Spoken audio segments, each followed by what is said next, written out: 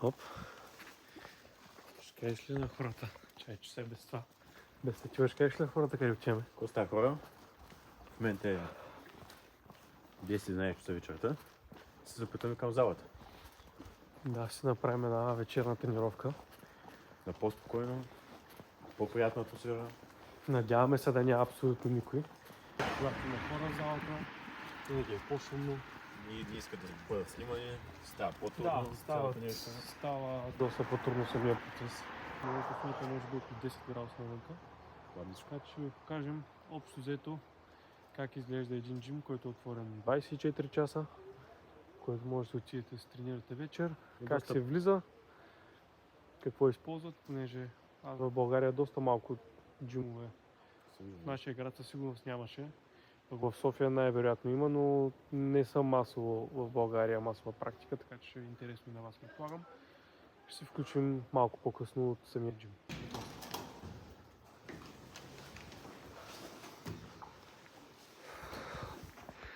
Опа! Влизаш. Залата е празна. Пристигнахме.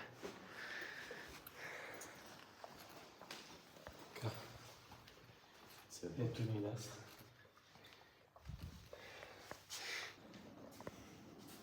Имахме само залата е болна. Че малко ми кринчи. Тя е твоя.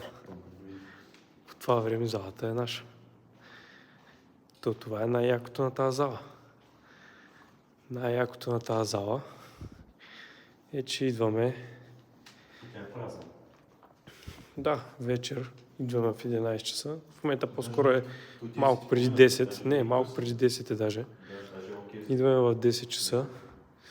И понеже града, в който сме ние, не е голям, затова залата си е абсолютно празна. Това е първият етаж реално. Тук имаме най-различни тежести, област, където се държи Всичко. стойки.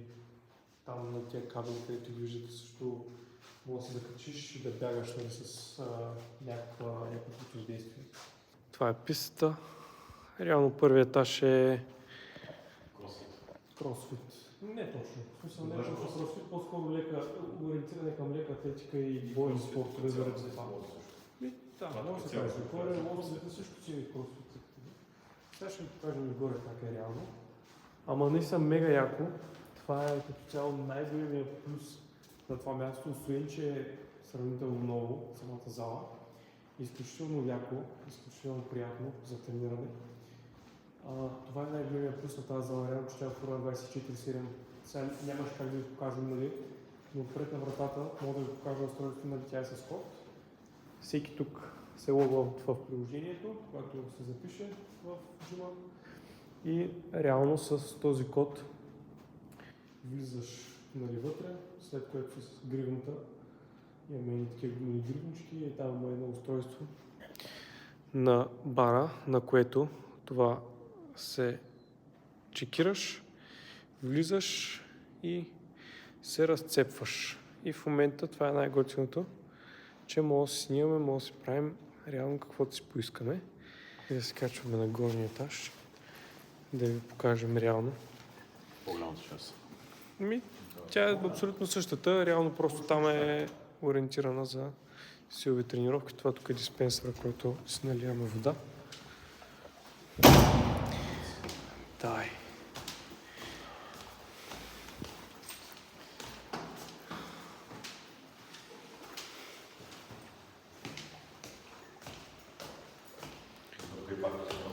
Да, ето тук си въвеждаме реално кода и...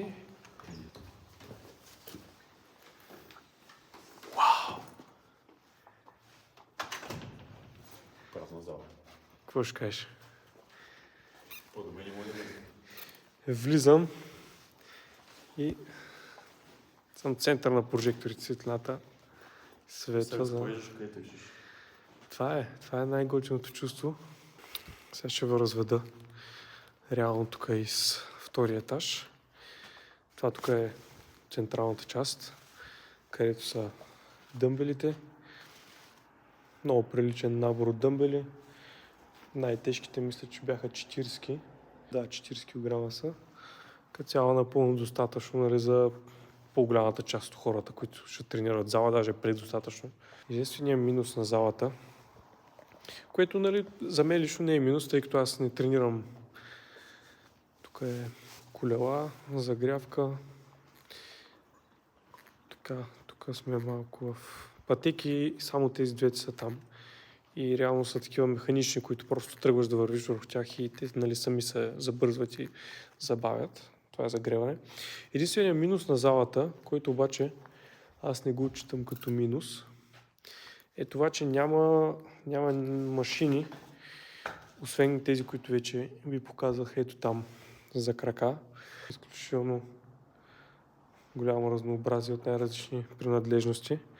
Тук имаме няколко лоста различни за клек и за тяга, както и площадка с лостове. Изключително готино да си имаш площадка за лостове, нали, в джума. Това повечето български джума също го имат. Нали? Не е нещо, кой знае какво ново, но е изключително добре измислено също. Имаме и по-висок лост, който може да правим някакви силови. Раковете, те са 5 на брой. Опа, фанахме обаче Мартин да си гледа на телефона. Загряваме. Как загряваш, Загряваме, човек. Искаш ли, че загрява врата? Не загряваме. Реално, те са оборудвани с страници, които страници се движат, т.е. на тях може да слагате тежести с ето тези приставки тук. Слагат се на тях и на тях може да слагате тежести за гребане или ако ги сетъпнете малко по-нависоко, също и за shoulder press. Изключително много упражнения може да се правят дори само на раковете. Другия огромен плюс на залата е това, че имаме 5 рака. Доста често ми се е случвало в България, отивам в залата и двата рака са заети. Аз имам да правя клепки на тяга, примерно. И какво правиш? Чакаш 40 минути. Тук този проблем се реши, като просто сложил 5. Което е изключително голям бонус. Имаме на всеки рак има по един набор от тежести от 25, 20, 15, 10 и една петица от всяка страна. Ето така изглежда, когато са наредени. Така по принцип трябва да се оставят. Тук някой си е спестил малко работа.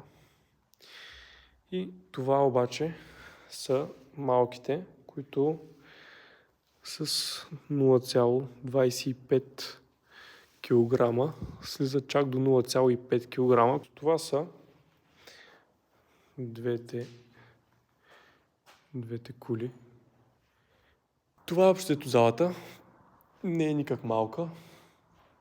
Напълно достатъчно за всякакъв вид тренировки.